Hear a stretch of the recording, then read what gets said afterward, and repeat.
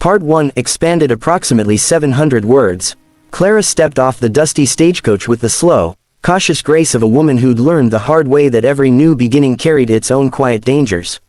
Heat rolled over her like a heavy blanket, the kind that tasted of grit and sunbaked earth. Lone Mesa Ranch stretched across the horizon, a sprawl of fencing, corrals, and long silhouettes of cattle grazing lazily. She clutched her cast-iron skillet and apron as if they were shields. In a way, they were. Cooking was the only thing no one had ever taken from her. She had answered the ranch's job posting out of desperation as much as courage. Cook wanted, room and board included. Those 4 words had pulled her from a cramped boarding house and pushed her across miles of wild country. Cities had offered nothing but broken promises, unpaid wages, and too many men who thought a woman alone was theirs to handle. Out here, at least, the land was honest, even if the people weren't. The cowboys stood gathered near the barn, eyeing her like she was some strange bird blown in by accident. She felt her stomach nod but forced her chin high. "You the new cook?" one called out, wiping sweat from his brow. "Yes," Clara replied, steady but firm. "If you'll show me the kitchen, I'll get to work." Her confidence seemed to surprise them. A few chuckles rippled through the group, good-natured, not mocking. The eldest cowboy, a stout man named Buck, led her to the bunkhouse kitchen. It wasn't much, a splintered table, shelves lined with mismatched tins, and a wood stove that looked older than most of the men here. But Clara saw possibility, not lack. She rolled up her sleeves, tied her apron, and got to work. Within minutes, she'd revived life into the stove, coaxing flames with practiced ease. The scent of browning butter filled the room, followed by the warmth of rising biscuits.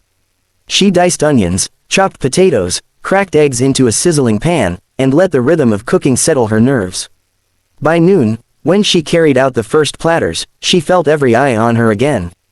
The cowboys crowded the table, hungry, skeptical, impatient.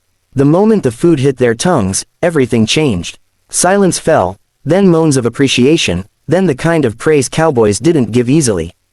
"Ma'am," one said with a mouthful of biscuit, "if you cook like this every day, we'll be the happiest damn ranch hands in the territory."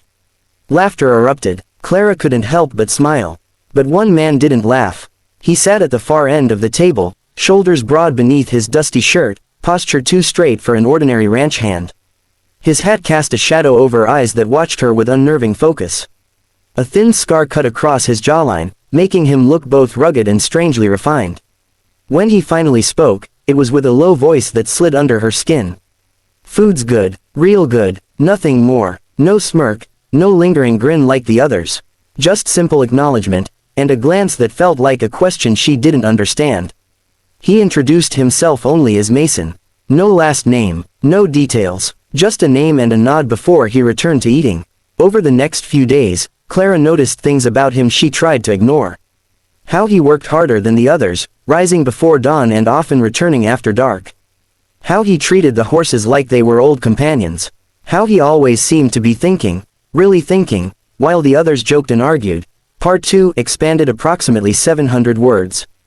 The mornings at Lone Mesa Ranch always began with a sky painted in soft lavender and silver, but Clara rarely noticed. She was too quickly pulled into the familiar rhythm of chopping vegetables, kneading dough, and coaxing the stubborn wood stove to life. Yet every morning, without fail, one thing stole her attention. Mason was already awake. He was always outside when she glanced through the kitchen window. Sometimes feeding horses, sometimes repairing fence wire, sometimes just standing at the edge of the corral with the posture of a man who carried weight the others didn't see. The other cowboys rolled out of bed grumbling and half-dressed, but Mason greeted each dawn like it owed him something. Or like he owed it something. Clara didn't understand him, but she couldn't stop noticing him. One morning she stepped outside to dump wash water and found Mason brushing down a chestnut mare. His hands moved gently, almost tenderly, as he whispered something to the horse that Clara couldn't make out. "You treat her better than most men treat their wives," Clara said lightly. Mason glanced over his shoulder. "Animals don't lie," he replied. "Makes it easier to trust 'em." Clara didn't know what to say to that. Before she could find a response, he tipped his hat and walked past her, leaving her with an odd flutter in her chest. Despite his distance, Clara could tell the other men respected him more than they let on. When fights broke out, Mason's presence alone quieted them. When cattle went missing, Mason led the search. When Buck needed someone to ride into town for supplies, Mason volunteered without complaint. Yet he never bragged, never ordered anyone around, never acted like he had something to prove. That alone made him stand out.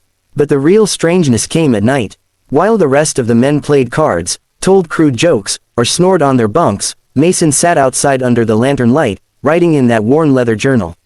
Clara glimpsed diagrams once, land plots, cattle brands, maybe maps. Another time she saw columns of numbers written in neat, precise lines. No ranch hand she'd ever met kept accounts like that. And then there were the letters. Each time the stagecoach delivered mail, Mason received an envelope with a wax seal, too fancy, too formal for a simple cowboy. He opened them quietly, read them thoroughly, then burned them in the stove before breakfast. The gossip grew thicker around Clara, swirling like dust in the heat of midday. "I swear he's the one," a cowboy whispered behind her. "Owner travels in secret, they say. Hides among the men every fall. Testing loyalty, testing work ethic, testing honesty." Clara kept her head down, but the rumors crawled under her skin like burrs. If Mason truly was the owner, then why hide it? Why live as if he were just another hand? Why eat the same food, sweat the same sweat, sleep on the same hard cot? The answer came sooner than she expected, on the night the storm arrived. It announced itself with a low, distant rumble while Clara was peeling potatoes. The air thickened, the sky darkened, soon wind whipped across the ranch yard, carrying dust and dry leaves. The men hurried to secure the gates and get the cattle into safer ground. Then Clara saw Mason saddling his horse, jaw set, movements sharp and urgent. "Where's he going?" she asked Buck. "Western Ridge," Buck said, spitting into the dirt. "A section of the boundary fence snapped yesterday. Owner wanted it checked before the storm hit." She frowned. "But it's already here." Buck shrugged. "Orders are orders." "Whose orders?" Buck froze. Just for a second. Then he said, "The boss." The boss. The elusive man no one ever saw. The man who supposedly stayed east this time of year. The man who signed the paychecks, bought the cattle, owned every wind-battered acre of Lone Mesa. Clara's stomach sank. Mason was already galloping into the darkening sky, rain chasing him like a predator. By the time the storm fully descended, lightning cracking, thunder shaking the earth, he was long gone. Clara tried to focus on her chores, but every crash of thunder made her flinch. She couldn't stop imagining him alone in the canyon, with rocks sliding, trees uprooting, water rising. She checked the window every few minutes. Nothing. No horse. No lantern. No Mason. When night fully fell and the storm turned from wild to violent, Clara couldn't stand it anymore. She grabbed a lantern, pulled a coat around her shoulders, and stepped into the torrent. "You can't go out there," Buck shouted from the porch. But Clara kept moving. Lightning flashed across the sky, illuminating the ridge in jagged fragments of white. Mud sucked at her boots. The wind screamed, but she pushed forward, calling Mason's name into the storm. She found him only because of the faint glint of metal, a horseshoe, half buried. And beside it, Mason, trapped beneath a fallen tree trunk, mud rising dangerously close to his chest.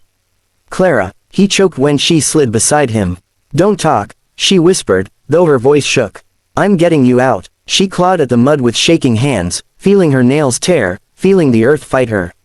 Rain battered her face, but she kept digging, refusing to let the land swallow him. Part 3 expanded approximately 700 words. Clara stayed by Mason's side long after they hauled him out of the mud and into the bunkhouse.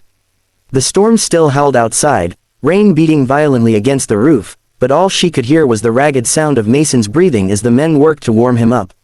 They stripped away his soaked clothes, wrapped him in blankets, and propped him near the stove's glowing embers. For a long while, he didn't speak. His eyes were half closed, lashes clumped with mud and rainwater. Clara sat beside him, clutching her trembling hands in her lap. She didn't know if she was shaking from the cold or from the memory of nearly losing him.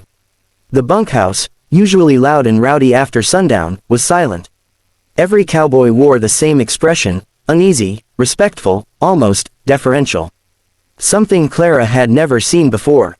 When Mason finally blinked awake, the men pressed closer, hats lowered in a way that looked more like paying respects than casual concern. "Sir," Buck said quietly, "we're mighty glad you're all right." "Sir." Clara stiffened. The word landed heavy between them all, like a stone dropped into still water. Slowly, Mason exhaled, eyes shifting away from the men before settling on her. There was no point hiding now, not after everything she had witnessed.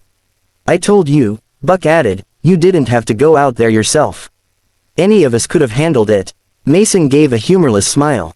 I hired you to work the ranch, not to risk your neck in a storm that size. You could have been killed, another cowboy said.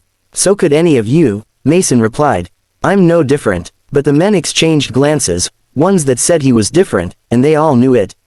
Clara's heart pounded. She turned to him, voice barely above a whisper. You're the owner, aren't you? The room went still. Mason's jaw tensed. For a moment, Clara wondered if he would lie.